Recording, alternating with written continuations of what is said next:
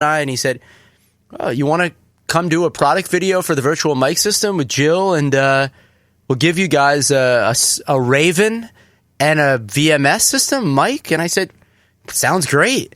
So yeah, we got the mic. The Raven is in another spot right now, but yeah, it's a great system. So yeah, I have 4 channels already ready to go, so that to do vocals. It's easy. Vocals, yeah, and then I have some contact instances that are ready to go with piano, strings, horns, and then 4 channels of just Ableton Simpler, which is just their basic sampler, and then 2 reverbs and a delay. And if you really want me to geek out, my mastering chain, which I'm assuming you're not like mixing and recording with the mastering chain on. I'm assuming it's bypassed. It is. So yeah, that's my template. Dope. Amazing. Thank you for sharing that with us. Of course. Yeah, I mean, it's funny, like the VMS, there's just something about, like, it's so fast, and I don't have to worry about what microphone I'm putting up for the artist. It's just, I know one of the mics is going to work, and I don't actually care if it sounds like a real 251 or a 67. I know that they sound different and they sound good. You know what I mean? The thing is, I don't even know how relevant these comparisons are. I mean, I think about this stuff all the time, and I always think, oh, you know what, maybe I'll jump back to analog, or I'll get a real 87, and I'll go back to having a Vintech mic pre, or get a Neve clone or whatever. But the way people are listening to music these days, like, it doesn't matter if you're using a $10,000 microphone. It just matters if it sounds good. Yeah. I mean, AirPods, to have everything come through, that is the last chain. I don't think it really makes a difference. Like you said, I think it's about what sounds good. Yeah, and I would say the same thing goes for virtual mic amps. Like, obviously, most people don't think that the virtual mic amps are quite there in terms of like the tone, but once it's in a mix, no one's going to know it's a virtual mic cab, versus like a real cab. It's like even for a guitar solo in a mix, unless it's like just the guitar itself, like who's going to hear that difference? That's interesting. I for a while I was using some of the virtual guitar amp simulators, and for certain sounds, like for the crazy 80s hair metal stuff. Oh no, I got into this argument with a guitar player who actually knows stuff better than me. No, you're good. I recently bought a high-end amp, and I actually love just throwing a 57 on it with stomp boxes, and I think it really sounds, for me, for some weird way, it sits in the mix better than the virtual guitar. I'll tell you why. These virtual guitar, and I'm getting off track here, I'm just nerding out with you. No, this is good. I love it. The virtual guitar amps, they have so much space and are so wide and have so much frequency range. That's because it's got the delays, the EQ, the compression. A guitar really is like quite a narrow bandwidth. So that way when you're layering 3-4 guitars, you're able to manage, I think, a lot better. And so those parts actually sound bigger at the end. So that's just me. Oh. Dope. Yeah. No, I'm thank you for that insight and for schooling me. I mean, I'm a bass player, no problem. So I can see on Skype here you got a P bass back there, I think. Right, exactly. Got a P bass, and I actually I bought a new violin kind of bass that's in a case over there somewhere. Good man. I'm obsessed with my Hofner, like their $400 bass. But it sounds great, and it feels great too. I love it. I put both my basses. I have a 75 P bass here that, yeah, it's my baby, and they both have flat wounds. And you're a man. You're a man of my own heart. Like, oh, I love that. Yeah, I put flats. I bought the Epiphone viola bass, and I immediately put flats on it, and that's awesome. And my P bass has had flats since I bought it. That's awesome. Yeah. Also for recording too, it's the perfect tone. Exactly. You and I are. Yeah, my man. Yeah, it's just there's something about the way it sits in the mix, the flat wounds. I agree. I totally agree. Oh man, I love it. But yeah, so clearly you know guitars better than me. So other than templates, do you have anything that you use to work faster or get inspired quicker? Yes, I just got this Ableton a couple of months ago, the Ableton Push 2, which I'm not a total pro on, but it's an amazing control surface. So that's been really cool because anything that happens in the software is mimicked by the hardware, and it's really great to be able to touch something that is so connected to the computer and is so easy to use. So that would be my answer. Dope sauce. So before we aired, we had a quick conversation about your switch to Ableton and how it's transformed your workflow. Can you talk about that? For sure. I don't really know why I switched to Ableton. I think originally I was using Ableton just for live use with Scavenger Hunt, running synths and backing tracks. So I kind of got to know Ableton a bit, but only really as a playback rig. And I think it was just like on a plane or something, I started messing with it, and I realized that there was something really easy about it. Like for Pro Tools is amazing. I mean, it cannot be taken down in the mix world or for post-production. It is a mixed beast when it comes to audio routing. Nothing, I don't think, can beat it. But for a composer and a creator, sometimes Pro Tools is not very creative, and it's not really musical. It's not really what it's made for. Ableton to me is like an extension of a musician. It's like one step away from an instrument, and in fact, it comes with a lot of built-in instruments.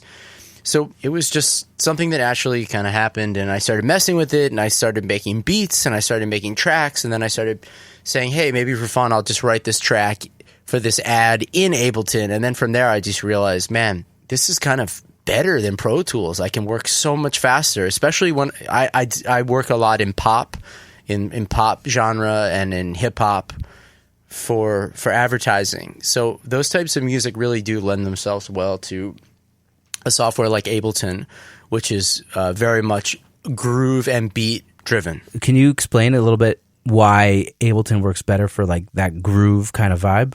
I think it's really easy to do things like the other day I had a friend here and I was helping her with something, and I showed her how easy it is to just drop a sample of a vocal chop in Ableton using the simpler, and her mind was blown. She said in Logic it would have taken her so long to do something like this.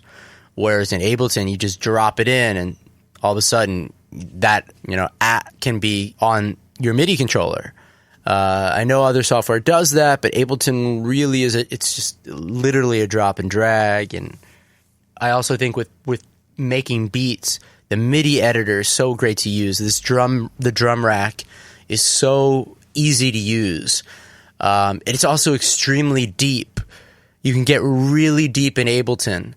Just like you can get really deep in Pro Tools, but Pro Tools is just not, to me, a music-friendly app. It's a very audio-friendly app. So for making your own trap hats, to MIDI glitch stuff, to sample chopping, I couldn't even imagine doing this in Pro Tools, rather. Wow, unbelievable! I'm gonna have to get trying it out soon. Yeah, you need to get on the Ableton train. Do you have a favorite creative tool in the studio other than Ableton? That's a good question. I don't really have that many. I used to have a lot more gadgets and instruments. I think sometimes it can be really just creative to put a microphone on a guitar amp, which is what we talked about a minute ago, and just like getting a vibe and then layering. To me, that can sometimes be really, really, really inspiring. Layering guitar, I think, a lot, because you can do different arrangements, harmonies, different types of guitar tracks. Some are atmospheric, so that can be really fun, I think, too, depending on the type of music you're doing. Amazing. Is there anything you do specifically in your productions that gives you a trademark sound? No, I don't think so. I think I like really being versatile. I think there's something great about having a sound that's iconic or something that I can identify in every track that I do. But I really think that I do try to be so versatile. I think probably drums and bass are always probably very, very prominent, but that's just because I love low end, I love groove. That's the only thing that comes to mind. Okay, awesome. Do you and Jill have like Do you guys ever have to like strike a balance with the creative vision of writing the songs? Not really. Jill and I, it's always just been so easy. Like, we're very much on the same page. I think that's why after 5 years, we're still doing this. We really don't, I can't even think of a time really when we haven't connected creatively. She's always willing to go down my trail and my path that I'm going down, and she'll go there, and vice versa. So we're very lucky that we're able to make music together. We really are. That's a blessing. That's amazing. Mm-hmm. Most of us tend to fluctuate between high and low levels of creativity. Do you do anything specific when you need to get inspired? Probably take time away from music. Sometimes I find myself, if there's so much work going on, specifically sometimes the ad work can have crazy deadlines, and it sometimes pours, or there's a drought for a couple days or a week. It's never that perfect. Yeah. I feel like a lot of people are like that. Probably you can relate. Yes. Sometimes it's either like crazy, it's dead, or it's nonstop. So I think for me, sometimes I notice when I get out of town or I go take a trip and I come back, I'm so inspired because these tools just feel so good again. And it was almost like I kind of needed to step away in order to get back to that creative zone. Wow, I love that. Do you have any go-to session musicians when needed? I do. Well, I use Jill all the time for ad stuff, and in fact, sometimes clients will even say, "Oh, how about you get Jill in, the singer from Scavenger Hunt?" I meant, ironically, Ami, who connected us, I'd say is one of my favorite male vocalists. I don't get called that much for male ad work, and I would say Ami is definitely at the top of my list. Yeah, he's a great vocalist. Yeah, he's a really great vocalist. And I'd say for live guitar, ironically, he's now my lawyer, but he was the original guitarist in Scavenger Hunt. His name's Brandon Intelligator, and he now does day-to-day legal work for the artist Khalid. Not DJ Khalid, but Khalid. Khalid, who collaborated with Billie Eilish. Yes. Amazing. So when he's not too busy, sometimes he plays pedal steel, lap steel. I think they call it chicken picking. Uh-huh. He's an amazing, amazing kind of Nashville vibe guitarist. And then I have a horn player, a sax player who's amazing. I'm probably going to ruin his last name, but I think it's Alexander Matthias. I believe so. And he recently played on some work that I did for Diet Coke earlier this year. And he's amazing. He plays flute, sax. Basically, when he walks in, it's like the Daptones. Like, yeah, it's like Budo's band comes to life. Amazing. And you're tracking all of this stuff in your studio? Yeah, on the VMS. I'm fortunate enough to have a studio on the first level in our building, and yeah, it's a great space to record. Super dead, but not too dead, and it looks like it's a nice size, also like a comfy. It is. Like a comfy size. It's a great spot. That's awesome. Is there anything I didn't ask you about that you'd like to share with the audience? You know, someone who's coming up, trying to get started in the industry, like some advice, something that maybe that would be helpful for someone in that position. Absolutely. To me, that's an easy one. I think being a freelance, creative, independent musician, I think being out on your own, in your own little bubble, it can sometimes be very isolating. And it's great to have a community. Like, for example, Jill and I, that's been a wonderful relationship to be able to kind of compare notes, with a collaborator, because I think it's really important to have a good perspective on where you are with your success, where you are with your sound. And sometimes if you're just in your own world too much, it's really hard to figure out if you're growing, if you're changing, or if you're making the right decisions, if you're networking the right way. So I think having some sort of a community, whether it's a collaborator, whether it's a group of people on Facebook. I know for me, I'm in a couple private Facebook groups, and it's very helpful sometimes to have that feedback. You know, as musicians, we don't have the opportunity typically to like go to an office and collaborate with coworkers and then say, "Oh yeah, Bob was being a real jerk today," and we all kind of talk about Bob, and it makes us feel better. Yeah. So I think it's important that people have perspective of their other colleagues in their industry. So I would say find your people, find people that you like, that you trust, even if it's someone you don't make music with, it's great to be able to compare notes.